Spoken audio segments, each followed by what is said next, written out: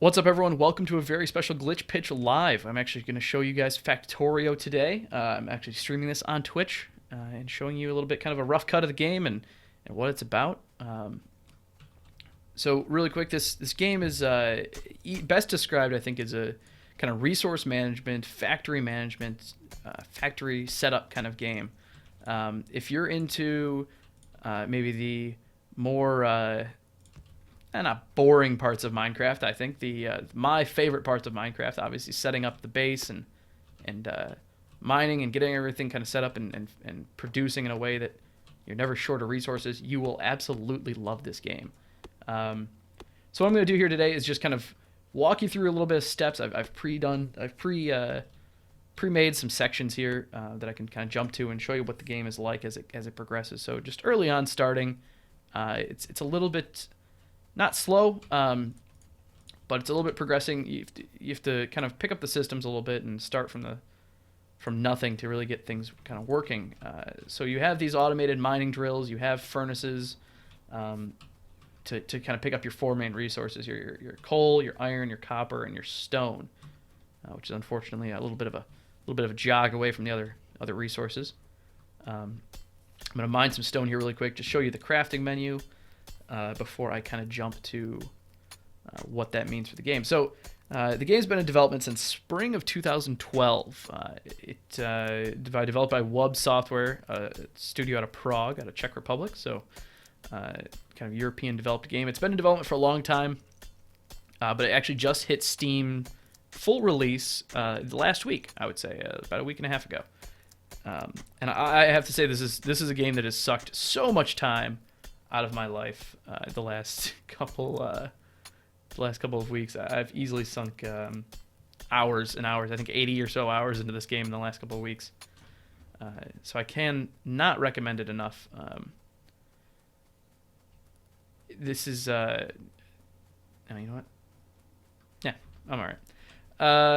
So as you can see, like, I'm running out of coal here for my coal production. That's not good. Build a couple things, get this going real quick, and then I'll tell you a little bit more about the crafting system and how this works. So this should be good now. Yeah. Oh, there we go. I wasn't looking at it. So the crafting system is basically that you have a base kind of things to start. You can craft anything, most stuff out of your hands. You can craft most of the stuff out of your hands directly, but it takes a lot of time. It takes a little bit more time. And the whole idea of this game is to get the game and get your factory working for you. So, what I mean by that is you want you can automate everything in terms of there's later research for things like assembly machines, which you can build all of your resources and build your product with without having to craft it out of your inventory. There is full electricity and production and automated mining systems. So you can see, like, these mining drills take coal. I have to kind of manually feed the coal in. That's kind of boring.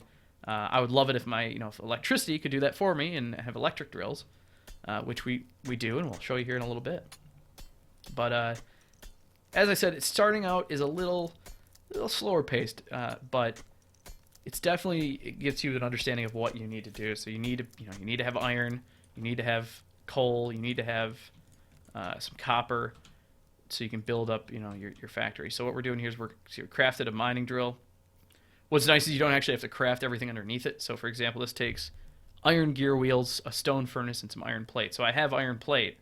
Here are the gear wheels. It takes iron plate. So what it'll do is just craft everything underneath it, so you don't have to go through and make 5 gear wheels and then make the stone furnace and then make that. So not like Minecraft and things where you have to kind of systematically go through and build everything. You can kind of just jump right to the good stuff, I think, pretty quick.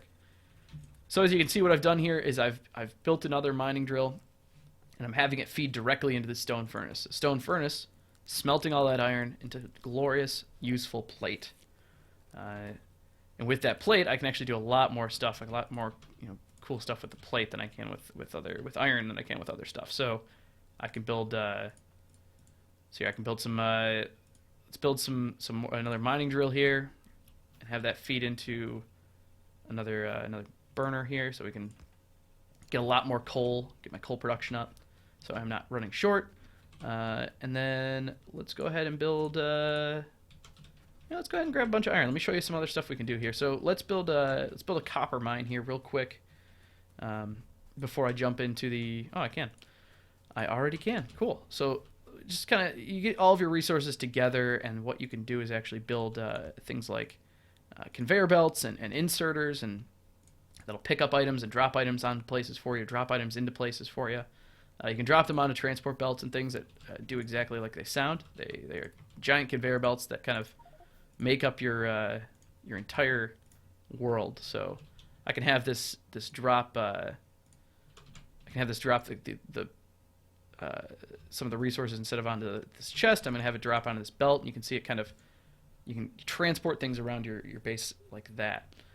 So I'm actually gonna jump to another save here and show you what it kind of looks like as you build things up, and show you what kind of the automation ends up looking like. So we've gone ahead and automated some coal production. We've automated iron.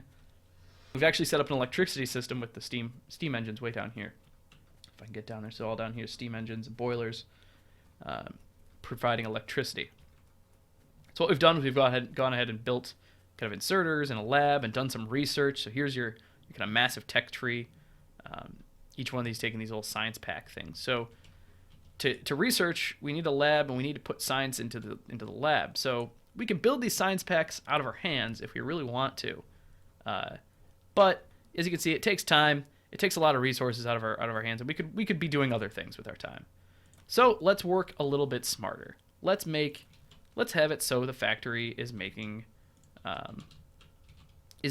science for us and putting it directly into the lab, so we don't have to touch anything. We can go and start working on other stuff and working on our own projects, and we don't have to worry about that. So let's go ahead and just kind of combine this. We need to build science. We need gear wheels and copper plates. Gear wheels need iron, so we just need iron and copper together. Let's go and build a bunch of these transport belts, a couple inserters, and go ahead and build a couple of these assembling machines. I'm gonna build about 4 or 5 of them here because I will use them.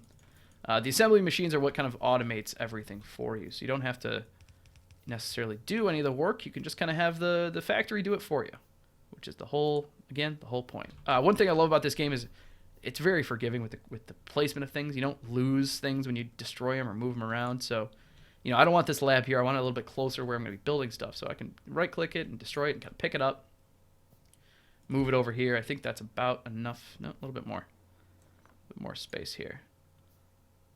That's almost too much space, I bet. Nope. Perfect.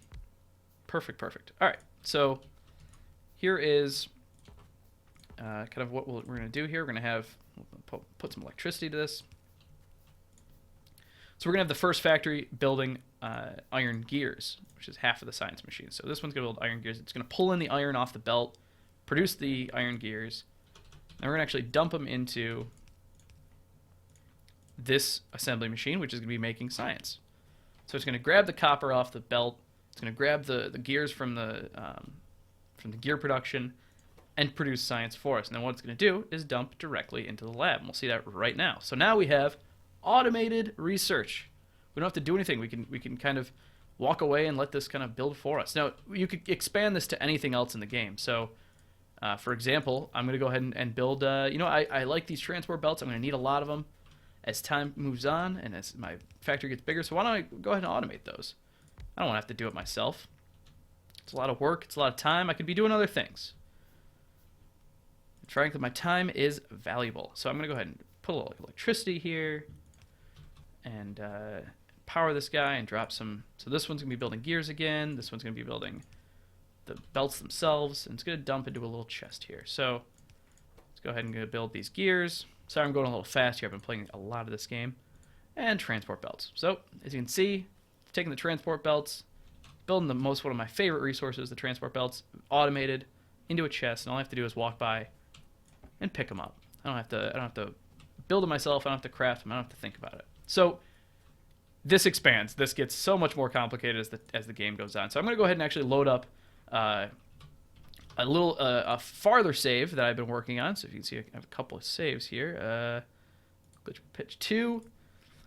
So this is a whole factory I've been working on for a while. It's kind of my own time, my own kind of personal save. So you can see kind of the expansiveness of what can happen. So right off the bat, As you can see, my mine is a little bit bigger than the other one. So I've got huge sections. I've already actually mined out a lot of the copper and iron and everything. I've got all of the resources funneling into this kind of massive production facility, which very complicated system sets up and pulls out all of the and smelts all my resources and then dumps them onto these belts, these whole sections of resources that I can use to craft everything else in the game. So it can become very, very advanced very quickly, and it really is. It's up to you as a player how complex you want this mine to be. One thing I will suggest is if you are serious about this game and you want to learn more, go and watch YouTubers. Go and watch Let's Players that are playing this game. They are experts. Like I said, this game's been out since 2012, so it has a big following and a lot of very, very smart people working on it and working on systems. A lot of this that I've learned, if you know about this game, is I've kind of not stolen but appropriated from another YouTuber that set up a very smart mine and made a lot of sense to kind of copy his work and use the master's advice here. So I've taken a lot of notes from them. You will definitely want to as well if you're interested in this game.